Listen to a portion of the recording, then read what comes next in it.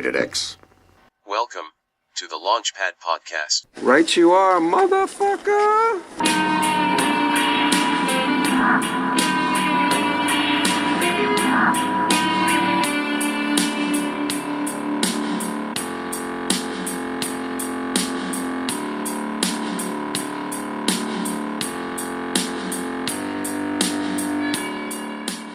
All right, Here we are. sitting down, ready for podcast number 2, while sipping some absinthe. Have you ever had this before? Nope, first time. And you dig it, right? Yeah, it reminds me of Adak. In my hometown where I grew up, there's some Middle Eastern restaurants. That's what it reminds me of. Has almost like a really light black licorice type of flavor to it. Absinthe seems to, for the most part, have a strong black licorice taste. Yeah. So Adduc's a little lighter on the black licorice. It depends on how much you water it down. Oh, that's awesome. I'll have to try that sometime to compare it, but I love absinthe. I think it's great. I agree with that. I never feel bad the next day or anything, but obviously I don't drink tons of it. When it's like 163 proof. It's strong. Okay, so it's been 3 weeks since the range. Has it been that long? Time flies when you're living life. So I think it was good that we took some time to do it when it's still fresh. Well, this year, we had a couple first-timers come along. We did. It was maybe the most fun I've had at Rock on the Range. In the past, we've brought a couple of bros along. Yeah. We had a year where we just flew 2 solo birds, and this year we brought Jay Sass and Jamie. All of them are different, and this year was a special one to me. They're all awesome. Different reasons why, but this one I was very satisfied with because not only did I feel like the lineup was super strong, but it was cool to see it from somebody else's eyes for the first time. At this point, I mean, we just might as well admit it, we're biased. The last podcast, I feel like we broke down a lot of legitimate reasons of why you should be fucking pumped to go to something like this and why we come back every single year. Day 1, first time Jenna got White Castle. Oh, it was Jenna's first. Jamie's had it before. Yeah, I think she had it once when we went. I think that was after Thanksgiving. We went to Columbus to go hiking. And then we went to the art museum too. Remember that one video? Oh, yeah. We were just trying to figure out the concept of this video. And that's just trying to understand the mind of a really strange individual is what that is. And not strange in a good way. There's good strange, unique perspectives. But this person threw in my thoughts and prayers because that was not a good movie, number 1. And number 2, we were just like trying to decipher that shit. What possesses somebody to just put these random images together that have no feasible correlation? I think that there is deciphering that leads to a level of perhaps philosophical enlightenment or spiritual enlightenment or something. I think Tool, right? Deciphering and breaking down whether it's Tool lyrics or, what went into creating something, creating that song or that, that piece can lead an individual to an element of enlightenment. When we're talking about this abstract film that was put together, I think people confuse art sometimes, and just because something's abstract or creates even reactions out of you doesn't make it good. Yeah, there's a give and take with that because sometimes extreme imagery and things that seem disconnected are actually really connected, but that was very amateurish. I was shocked that they thought that was suitable to screen in that art museum because that art museum had a lot of cool shit. Oh, yeah. They had the Clown by Middleton. That was an incredible painting. I was shocked as hell to see it there. Yeah, I like that Columbus Art Museum a lot. But anyway, day number 1, Rock on the Range. We got there, and I remember Mutoid Man was the first one I caught. I believe that's when you were at the T-shirt stand? Yeah, the first thing we did was we hit the merch stand because I didn't want to be missing sets I wanted to see later in the day. Or if you go to the merchandise stands later into the weekend or later into the event, number 1, it's first come, first serve. So the most popular items are going to sell out, or they're going to sell out first. So I didn't want to run into that, and I didn't want to be missing acts later in the day. Did you find anything worthwhile? I pick up a T-shirt every year, no matter what. So I picked up a shirt while I was there. An item that here I am recalling it 3 weeks later that I did not pick up, although I don't know that I haven't looked to know that it's not possible to find it online. But they had a Tool poster that was there that I thought was just off the charts, incredibly badass. And they had it on display, but there were people that I saw getting the item and it coming out, and the actual quality of the poster itself impressed me. So Mutoid Man, I caught them while you were at the merch stand. They were hilarious. They had a very cool sound. The guitarist was playing a flying V, and they had this camaraderie amongst them that you could tell they just like have fun playing together. They're on stage playfully shit talking each other. You know, the lead singer said to the drummer, like, "Hey fucker, how about you start hitting that hi-hat and like lead me into the song?" And then he's like, "Hey, shut up, asshole." For a pit, they did like a ring around the rosy. We showed up probably halfway through their set though, so we only ended up catching a few songs. But they were pretty good, fun band. There was a song they played, Bandages, that I thought was really good. I didn't know much about Mutoid Man before the show, but afterward, they have my respect. The next one on the list is Senses Fail. This one might be for you. Well, to be honest, I didn't really care for it. Going into it, I can't say that I was super excited to see them in the first place, but it was one of those deals where whoever played on the other stage didn't sound that appealing to me. So I was kind of a shot in the dark, but their live show, it's okay. But the most notable thing they did musically was a 20-second tease of Drowning Pool Bodies. They teased that for like 20 seconds and everyone was fired up and they're like, okay, just kidding. And they did their own shit. Yeah, they actually got the crowd into that. It took a moment to refresh my memory with this particular band. I wasn't overly impressed. So next on the list, you're going to have to tell me if you saw this one or not. Turnstile. Who played opposite them at that time? To be honest, I do not remember. Okay. They were this punk band, and they had incredible energy, man. It really reminded me of like Iggy Pop and the Stooges. I didn't see them. You talked to me about them after. Yeah, this dude from beginning of the set to the end of the set, just sprinting across the stage, doing like fucking somersault side kicks and like all these flips and all this crazy shit, running around like a chicken with his fucking head cut off. The bass player doing the same shit. I haven't saw somebody play bass like that since, well, besides Flea of the Chili Peppers, Scotty Ian the first year when we saw Anthrax. But Scotty Ian, he plays bass with tremendous energy and he can get away with some of that shit. But the guy from Turnstile, I don't know his name, but he definitely kicked ass. But their performance, which is visceral, man, just sucked you in. And as a fan of old school punk rock and that high energy shit like Black Flag, I was impressed. They definitely have my respect.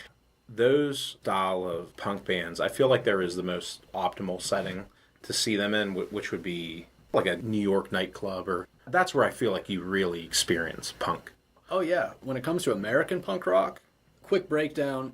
In terms of American punk rock, Iggy Pop and the Stooges. They started that in Detroit in the 60s, where late 60s, it was a lot of that counterculture, psychedelic rock, California Dreamin', all those type of songs. So when Iggy Pop and the Stooges started, they were just like out of the fucking blue. Nobody had any idea what these people were doing. And their songs are sometimes like real simple songs, but like effective. His lyrics real straightforward and abrasive, and his stage performance, holy fuck.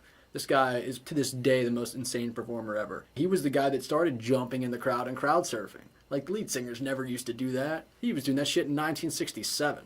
Hopping in the crowd, getting crowd surfed, breaking bottles over his fucking body, just all cut up. He didn't give a fuck. They never maintained popularity in the mainstream. Never had a hit song. And hearing them talk about the days when they started, they talk about when they came to Pittsburgh, and I thought it was so funny. They drove in the wintertime from Detroit to Pittsburgh. They got to this venue they were playing, and they were playing in the basement. There was 13 people down there. None of them paid. They all snuck down there. So they played a concert for free in Pittsburgh to 13 people, and that's just the shit they had to deal with back in the day. It's like you might go to a gig and not get paid for it. They were making no money, living off bread and potato chips. Like, they had no money at all. But they were so renowned by a bunch of their young fans and inspired a ton of people to start bands. So then, going back to New York nightclubs, 75, 76, you got the Ramones coming out of New York. You got Lou Reed, just had his time in 72. So that took off, and that's why New York nightclubs, that was the premier place to see a lot of bands. To see a punk show in New York City, that's like a bucket list item. A moment of realization just while doing this podcast. So next on the list, Hawthorne Heights. They didn't stand out as being bad, so I remember them now. There's nothing notable to me. No offense to anybody that's a Hawthorne Heights fan, but they don't stand out to me. Maybe we've just seen too many shows, because at this point, with all the bands we've saw at festivals and going on our own, we've probably at least touched 200 bands. So like, if you're not doing something fucking dynamite, that memory's going to fall through the cracks, because you got to be really performing your ass off or something for me to remember you instead of one of the other 200 people I've seen. Yep, absolutely. The next one on the list, the Bronx. They had a few tracks that I liked. I cared for his energy. What was your thought or your opinion on him? Well, it was kind of the same as Turnstile. I believe Turnstile were hands down the better band in terms of performers, because their whole band was acting like that.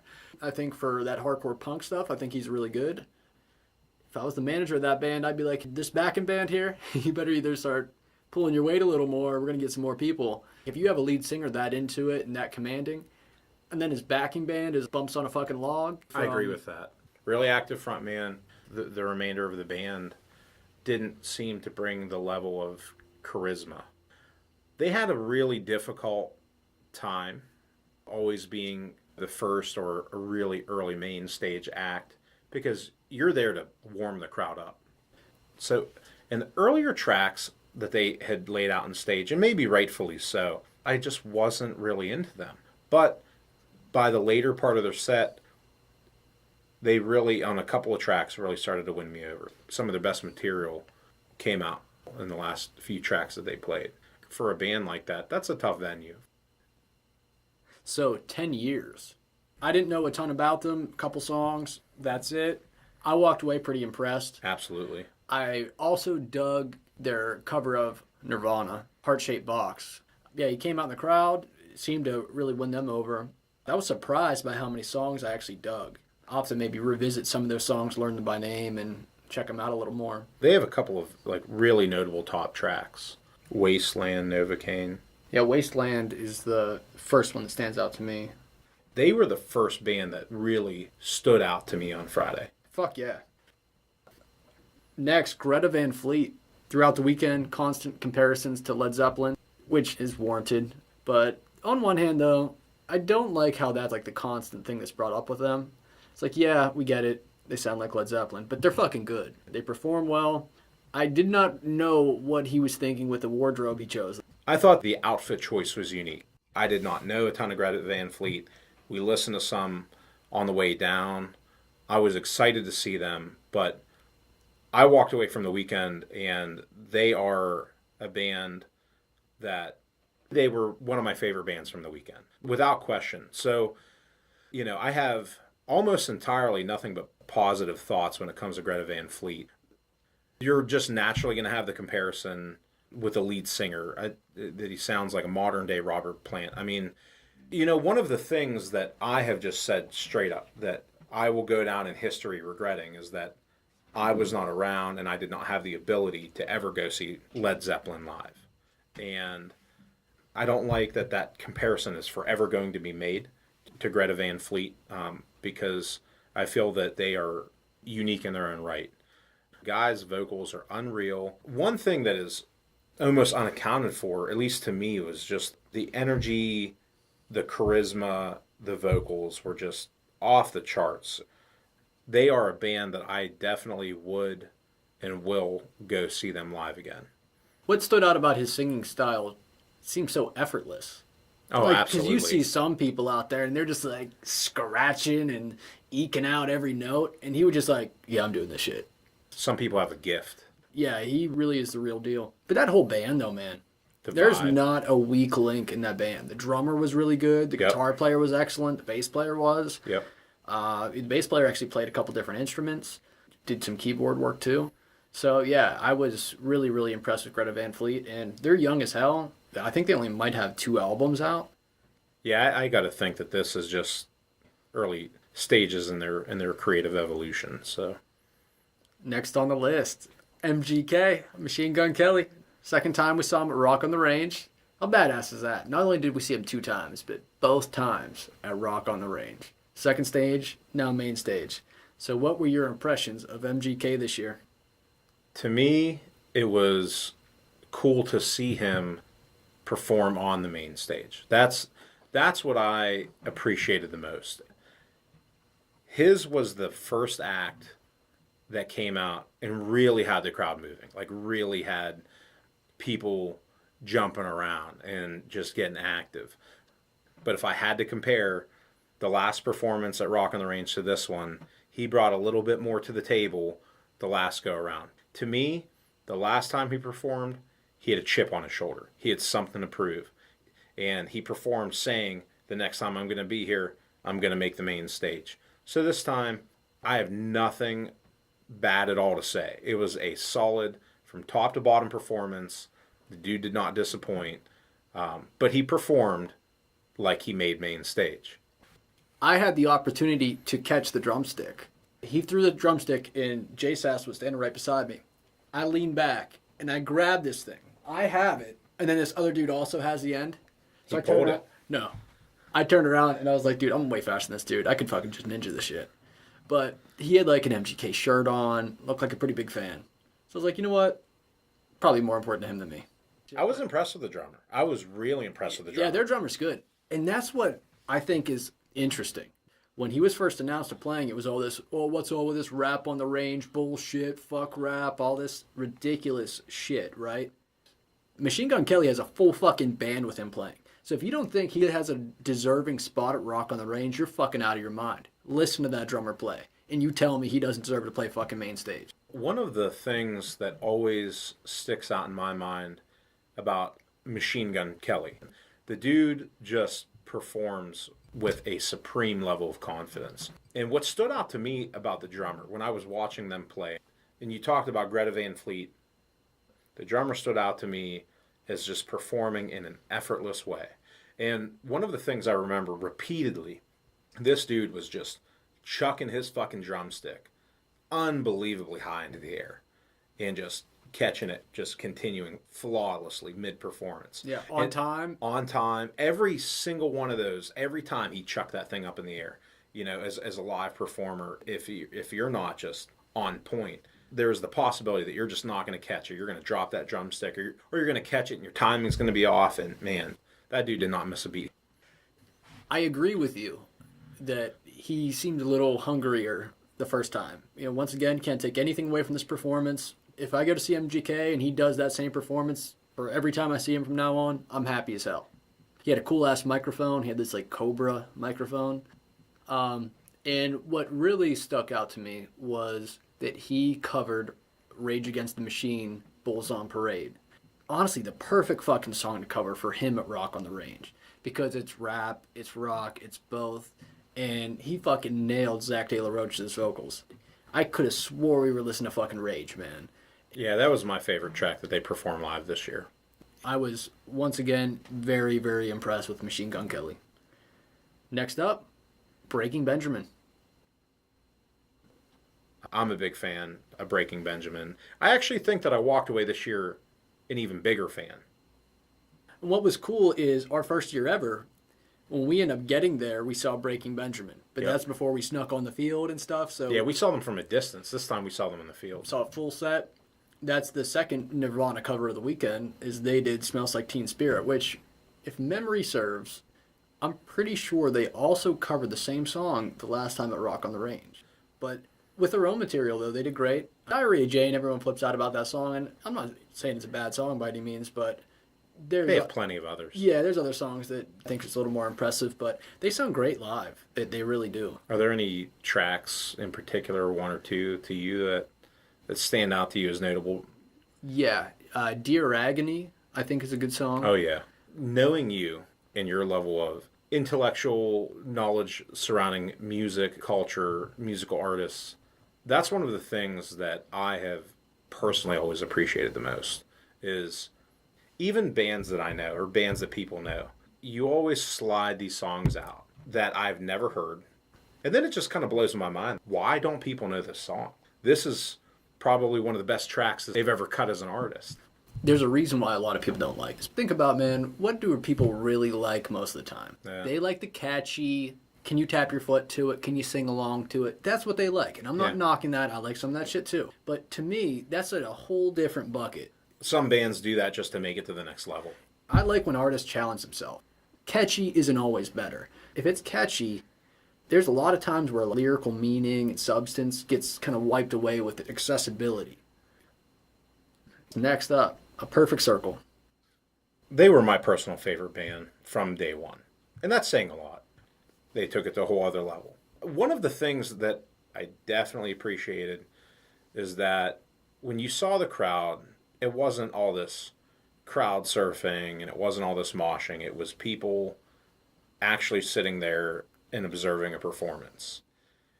When I look at how my perspective has changed or how I maybe have evolved as a fan over the years, some bands come out, man, and while I get it, crowd surfing and moshing, there are bands for that and there's a time and a place for that. There are times where the music is just going to take you over and you're going to feel it and it's just going to move you and it just has to happen. But there are times where you just need to appreciate a performance. Those are the kind of bands where, no offense, but if you're crowd surfing during those performances, fuck you. You don't get it. When it comes to A Perfect Circle, I have a lot to say about this show. So I'm just going to try to round it up to the nitty gritty. I'm not going to sit here for 2 hours talking about it. The set list they chose to play focused all but I think 3 or 4 songs on new material of an album that came out 2 months ago. Much appreciated.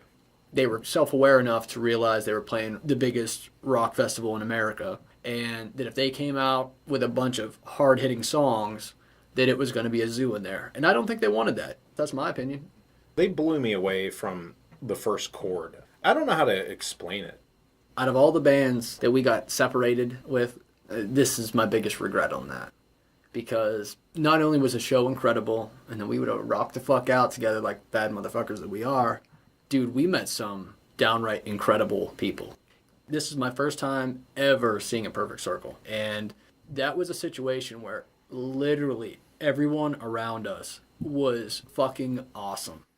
Kind, cool, intelligent people, funny people. You literally felt you were surrounded by family. It was astounding. And the fact that that just so happened at A Perfect Circle, where this is a band that I was so amped up to see, and like they're about positivity and like getting through adversity, it just felt like this is how it's supposed to be. It felt like I walked onto a stage. It felt like people were waiting for me there. It was weird, man. It's like I can't even begin to put it into words. Not only is everything incredible, but it's 10 times better than you could have drew it up yourself. If somebody's like, hey, how do you want this to be? I couldn't have made that shit up. The set was incredible because I loved the new record. I thought it was probably their best album ever. So the fact that not only am I surrounded by these cool-ass people, but I get an opportunity to see one of my favorite bands and one of my favorite performers kick absolute ass at the festival I fucking love. And there was this one gentleman in front of me, Amir was his name. He was from Seattle. Real awesome dude. And me and him were talking in between songs, and like this dude, you talk about some of the stuff that I know about lyrics. This dude, just like that. Knew every fucking word, even the new record. Super fan, right? He's there with his girlfriend, and he's like, yeah, she didn't really want to go. She didn't really want to be here. And then just seeing how she started getting into it. Like, they won her over. She didn't want to be there, and they won her over. Getting separated at this point on day one, as a Rock on the Range veteran, I basically fault myself. I feel like I fucked up on day one, and I'll tell you why. I come into this, I'm so used to just getting in the shit, moshing, crowd surfing, getting crunched. No big deal. Man, I live for that shit. You and me can and have just done really extreme things. Like, I could go for 11 hours to this festival, be crowd surfing people, mosh pitting, coming out drenched.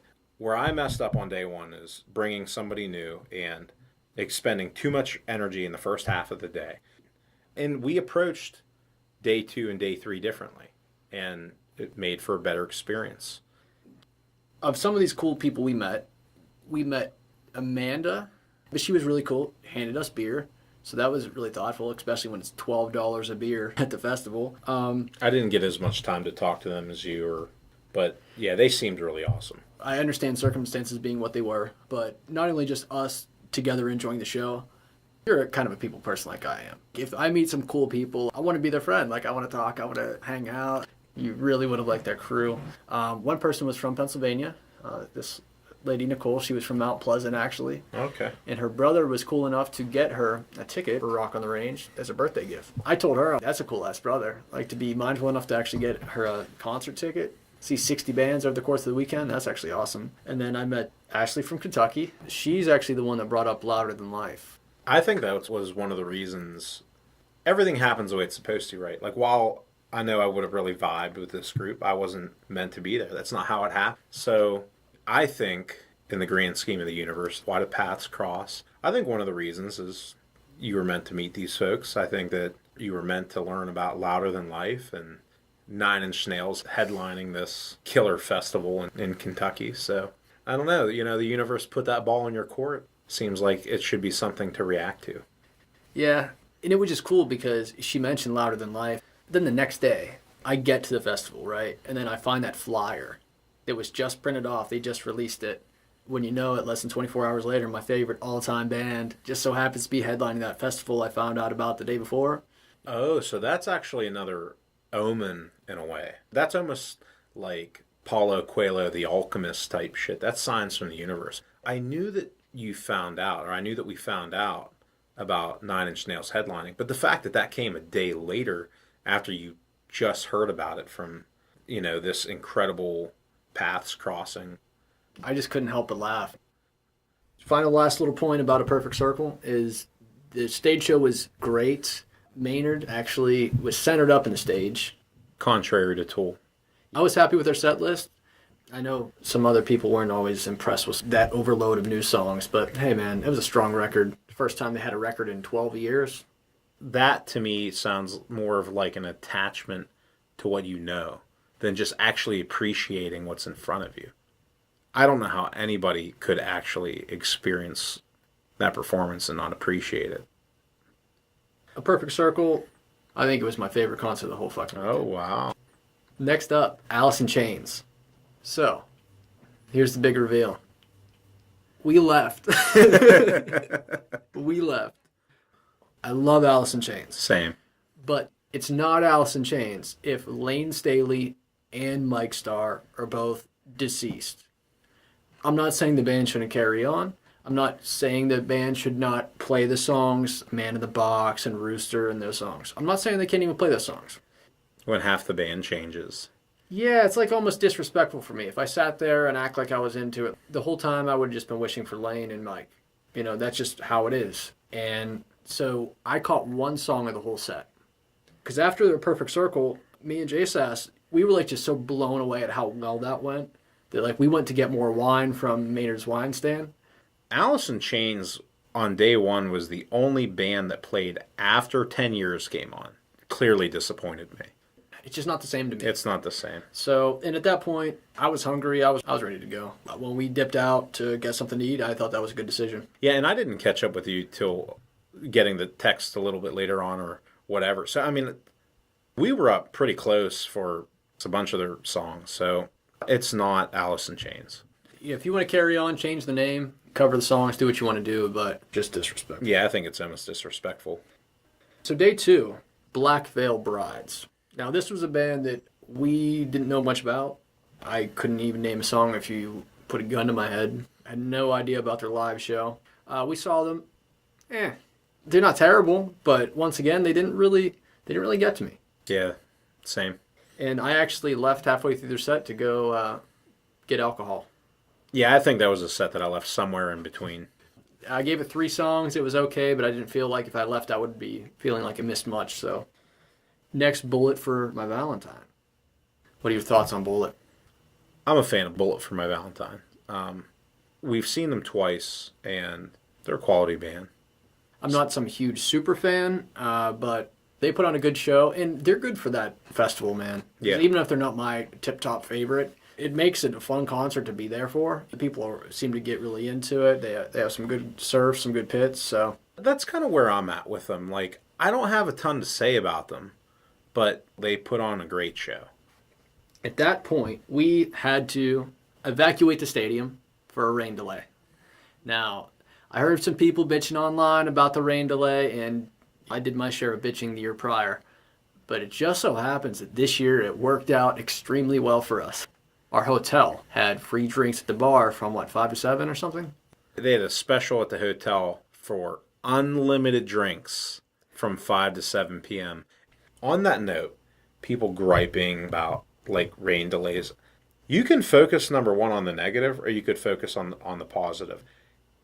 The reality is, you're in a giant metal fucking stadium. They go out of their way to really try to ensure that you're still seeing the lineup. The one day there was a little bit of crossover in sets. And we're actually about to get into that. Quick point to make. We met some really cool people on our way to the stadium after we parked and we're walking the stadium. Oh, yeah. That instead of being a local person who just sits there and bitches about the festival being there, I saw some motherfucking entrepreneurs, out there having cookouts, selling hot dogs, selling hamburgers, selling beer, making money. That is smart. So anybody who wants to complain about the festival being around, or once again, you can have that negative mindset, or you can use that circumstance and get something positive out of it. And then we met this awesome gentleman who let us park in front of his house. Gave us beer. Gave us free pounders, beers. Budweiser pounders. They were selling them for $12 in the stadium. He just hands them to us for free. Super cool guy. And the little things like this year, that's why I say I feel it's the best year. So we get in there and we see 3 Days Grace. First thing that occurs to me is I remember, oh wait, this is not the real singer. Because he left to form Saint Asania. I would be interested to know what percentage of people are actually aware. During 3 Days Grace, probably my personal favorite moment of the entire weekend was me and Jamie both singing I Hate Everything About You with smiles on our face. That's the only way to do it. After 3 Days Grace, due to the rain delay, we had a decision to make. And the choice was Tech Nine or Stone Sour. It was not a choice for us. Not a choice at all. There's no way I'm going to pass on seeing Corey Taylor, man. There's just no way I was going to miss Stone Sour. Yeah, absolutely. I think we just owe it to ourselves at some point to see Tech Nine. So getting into Stone Sour, fucking badass. We'll just start there. Boy, did my back get fucked up from crowd surfing. Oh, man. As soon as Tired kicked on, I was like, fuck yeah, I'm crowd surfing to this. When I'm getting surfed up, I get passed up to this huge Shrek-looking motherfucker. And he, just catapults me, dude. It didn't feel the best, but I landed safely, and it was cool. But that set list, I love the diversity. I like that they put some new tracks on, but played all the ones you know and love. They did Say You Haunt Me, Tired, 30-30, 150. I got to crowd surf a few different times during their set. I didn't realize they were going to have Josh Rand back on guitar, because I know he slipped out to go to rehab. He wasn't touring with them for a while. And one of the first shows he came back with actually was Rock on the Range, so I was pumped to see him play. But yeah, Stone Sour, I fucking love them. I could sit here for 12 hours talking about them, but... With Stone Sour and Avenged Sevenfold, we could not have gotten a better spot in the stadium, really. So here's where I've learned from years past. Especially, I was mindful of Jamie being with me this year. To me, if you just truly want to experience a performance on the main stage, that middle wall, there is no better place to be than relatively close and on that middle wall. We made it to the middle wall and just had... That was what I really appreciated, was especially Stone Sour, but just having a completely unobstructed view of Stone Sour and Avenged Sevenfold's performance. And Avenged Sevenfold, it's like you got fire shooting off and special effects, and Stone Sour is fucking Stone Sour. I mean, you just need to witness and experience the show and appreciate the artistry and the vocals. Stone Sour, 2 thumbs up for us. Avenged Sevenfold, touching on that, they did really good, but after Stone Sour, I was kind of tired for Avenged, so I thought about, maybe I'll go up and crowd surf for Avenged, but no. By the time that show started, I was completely out of crowd surfing energy. The one thing that I loved about their show, man, is the tribute they did to the Rev, the drummer that died. They had this clip, him laughing and hanging out, and just some interviews he gave. He's been dead for quite a while. I remember when I was a sophomore in high school, I first started getting into Avenged Sevenfold, and he was already dead at that point. It's kind of weird, man, seeing a band carry on. Because you have something like Avenged Sevenfold who, even though they lost the Rev, it's like a proper respect. They wear that on their sleeve. They let everyone know how much they miss their brother, rather than just all right, some new dude in the spot and just kind of carry on like usual business. So day 3, Red Sun Rising. We saw them the first year. I thought they were kick-ass. They were probably even better this time. And they actually got to play main stage this year, which the first one they were on second stage, and everyone was into it. They are a local band from Columbus. They definitely have some solid tracks. Other Side, My Muse is a good one. They're kind of a younger band, and I just think if they keep going, that they're going to be pretty badass. Did you catch Yellow Wolf? I did not. Who did Yellow Wolf play the same time as? I remember it was a choice. We went to stage 2. I saw Yellow Wolf for a few songs because I got separated from Jenna, and she was hanging out with Joe and some of the other cool people we met from Michigan. And I met some people from Cleveland because I had my Pirates hat on Sunday. They saw Pittsburgh, so they come up around me. They're just like, here we go, Browns, here we go. I don't like the Steelers, so I'm just like, I don't know who the fuck you're trying to kid, man. Like, I don't root for Pittsburgh. And they're like, oh, shit, that's cool. So they bought me a drink. Eric and Jimbo and Sean, there was another Sean. Yeah, we were all just hanging out, having a good time, man. So there was a poser, because there's only one fucking Sean. Yeah, I mean, there's only one Sean hardcore, you know. So we went to the show, and they hated Yellow Wolf. Really? 2 songs, they're like, all right, man, have a good weekend. They were out. They fucking couldn't stand Yellow Wolf. So I was there for a few songs, and then I went to get wine from the Maynard stand. Yeah. So I'm standing in line there, man. I'm third in line, and they're like, we're out of wine for the weekend. Fuck. Like, that was the whole plan. I was going to fill a flask up of wine and then have that for the Tool show. So I was disappointed. So Yellow Wolf, he did well for what I saw, but he had stage 3 packed, though. They were no just doubt. all over, man. I never saw stage 3 that packed before. Okay, next up on the list, I Prevail. I Prevail was the time to let the beast loose this weekend. I safely kept her away from the pit, and I'd go in and pit, and when I'd have a little break between songs, I'd make my way back over and check, make sure she was all right. We were both impressed with I Prevail. I actually met 2 other dudes who were also from Pittsburgh. They had different color pirate hat because I had my gray one on. They had a blue one, and then the other guy had a red one. So it was cool. So we were all just like hanging out together, just 3 dudes from Pittsburgh, just enjoying I Prevail. And they kicked ass. I definitely walked away impressed. I knew that they were going to be good. I'm not into every heavy band that comes left and right, but there's dynamic to Yeah. There is absolute dynamic to I Prevail that separates them from just your screamo bands. Yeah, the cookie cutter bullshit. Okay, 3 left, man. We're almost done. Yep. 2018's almost in the books. Stone Temple Pilots, did you catch them? Yeah, for sure. What'd you think? It's fucking Stone Temple Pilots, man. I thought their new singer did pretty well, but Scott Weiland in his prime, he was a bad motherfucker. Yeah. But then, when we saw him, it was a far cry from what he used to be. Yeah. If I had to compare Alice in Chains with half the band missing and Stone Temple Pilots with a replacement singer, I feel that they did better. I enjoyed their performance a lot more. Godsmack, man. So at this time, the people that I mentioned that we met from Michigan, who were staying at the same hotel that we stayed at, dude there, real cool guy named Joe, he only had a stadium pass. And right before we went to see Godsmack, he was just like, oh man, they're my favorite band ever. Like, I would kill to get on the field. So I just told him, I'm like, we're going to sneak you on this field. I'm like, the one thing we have to do, though, is you got to Denzel Washington this shit. Don't be going up there like little puppy dog, like, well, you don't belong to be here, trying to sneak on the field, give yourself away. That's really ballsy this year because they're scanning people in and out. Yeah, it was a whole another animal. But I was confident we could get him in. Because you know how they had the double scanners? Yeah. Here was the trick. One person in our group, if you scan one of the scanners, both of them light for like an admission thing. Yeah. So we had them put their hands at the same time, quick swipe, because he had a different color on even. So he did quick swipe, and they scanned successfully. Both things lit up green. We just walked by. So we got him on the field. He's pumped up, all ready to go, super excited. He's like, I can't fucking believe we pulled it off and all this shit. So it made you feel good, helping somebody see their favorite band of all time on the field. And this guy we were with, also in that group, Jordan, big dude, big kind of muscular guy, could easily play tight end to college football. He was pitting in Godsmack, and it was a fucking zoo. And Sully stopped the show and called him out in the pit. Like, look at that bad motherfucker. Like, there's a video of the performance on YouTube, man.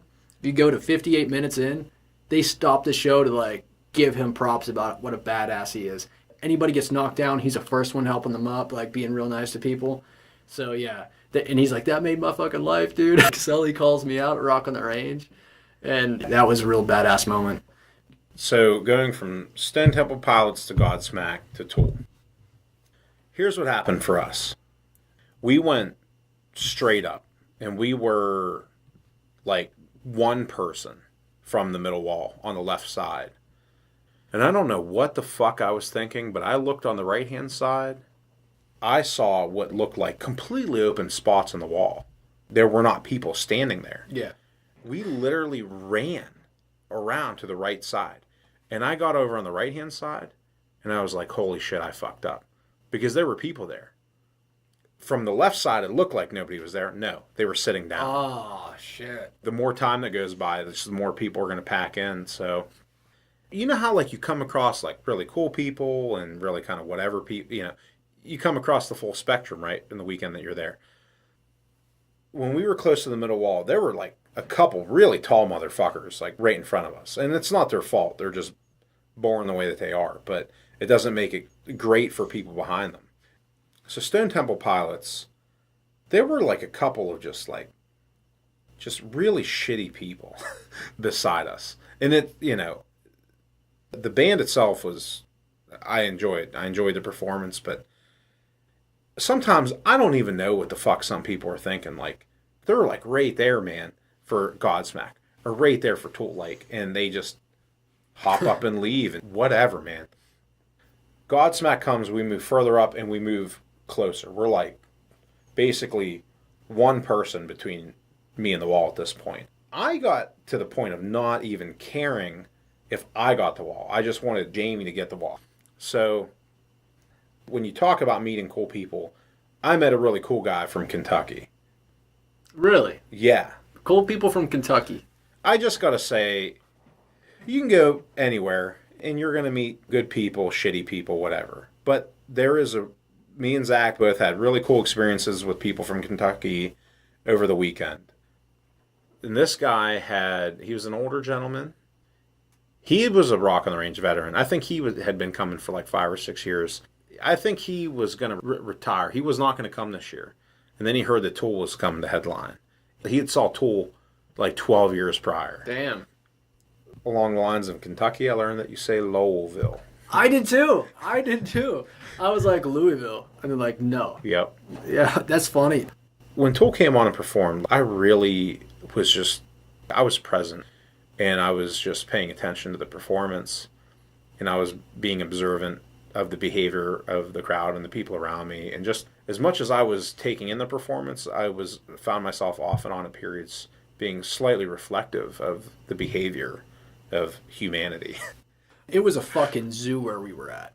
Constant crowd surfing, moshing and pushing. So obviously, if it's Tool, I want to see the damn show. That's why I fought for the middle wall. Anyhow, they play Parabola, right? Which is no beat at all, just strings, and Maynard singing very subtly, right? It's an intro for Parabola where it's going to explode. This one, he easily had to be 280-pound man. Decided he was getting crowd surfed during that song. It's slow, nobody's paying attention. This dude legit got dropped on his fucking neck. And I just started laughing at him. You should have known better, dumbass. This is a slow song. There's no drum beat. Nothing. This is an intro. And you're going to fucking crowd surf to that and get dropped on your fucking face? Good for you. So after the first couple songs and that kept up, we peeled back. And then I could see Danny Carey perfectly play drums. We were like one row behind where the crowd surfing seemed to start. Got to see the video screens really good. I loved the set. I loved the fact that they played sober. I didn't think they were going to play that. Personally, I did prefer their performance when we saw them at Randall's Island. I did prefer that a little better because they played Third Eye then, and that's like one of my top 5 Tool songs. I like the set a little better, but they were good. They were really good. Danny played excellent as well. The confused faces were interesting because some people were like die hard into it, and other people you could tell they just didn't fucking get it at all. So I thought that was a cool dynamic to actually witness firsthand. When it comes to Tool, that would highlight me and Jamie. 100% just like hyper-focused, hyper into it. And Jamie would admittedly say she doesn't get it. It's a certain type of person, man. I think if she would learn more about Tool and learn more about the music and learn more about the songs and the lyrics. I think she would get into it. Once again, they're not making catchy music by any means. You know, they are trying to suck you into their world. Yep. So it takes effort on your part. You're going to do some digging, and they're not going to come to you. You have to come to them. An amazing festival, an amazing weekend. It was my favorite. Honestly, man, I mean, it's easy to sit here and say this now, but I know I'm going to go for number 5 next year. But there's a chance that might mean retirement. I'm not saying retire forever necessarily. I'm going to check the lineup and kind of go about it like we did this year. But I love Rock on the Range, and I want to get a nice round number 5. But with some of these other festivals popping up, well, we've kind of, in my estimation, have kind of mastered Rock on the Range. Which doesn't mean we don't have to go back. If I'm going to do another festival, I want a new challenge in a way. Yeah. Columbus has been incredible to us. Anytime we've went out, we've had a good time, whether hiking, art museums. But, you know, they have Carolina Rebellion. They have Louder Than Life in Kentucky. They have the one in Montreal that one guy told us about. Aftershock in Sacramento. There's a lot of other ones. So if the dates line up, I'm all aboard for round number 5. But after round number 5, I think it's going to be keeping my eye open for some new territory. We're pretty much on the same page. I know what's actually been... I tossed around the same idea, and I have the same feeling about once you do 5, 6 years... Again, it's not that you never circle back around one day, but you've mastered it, right? It's time for the next challenge.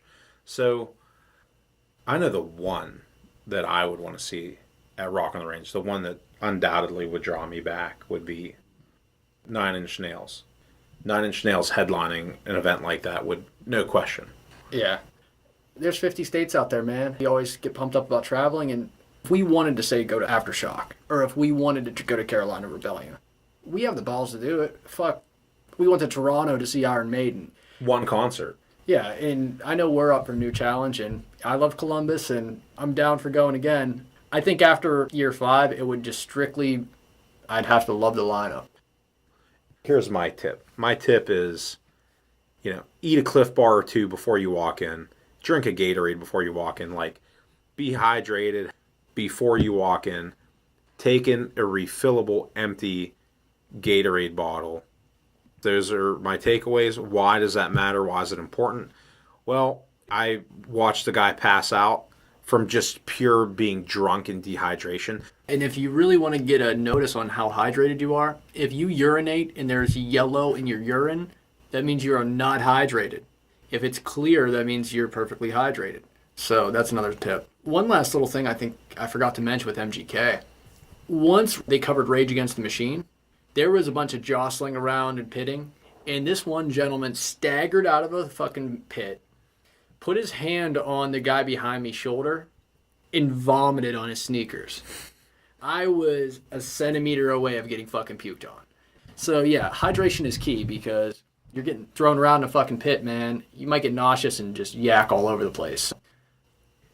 Our adventures and hiking through the mountains and spending time in nature and just having these just different life experiences has taught me we have one life to live on this earth, and we have one planet Earth, man. And I'm not trying to get deep here, but sometimes waste is just unnecessary. And I think about that. The one thing that really started to bother me this year, in fact, the only thing that really bothered me this year was you just go around, man, and you just see people chucking trash, beer cans here and bottles here. And maybe their perspective is, I pay all this money, it's the staff's job to clear it up. Yeah, but I don't like that. I don't agree with that. You know why it seemed borderline unexcusable to me?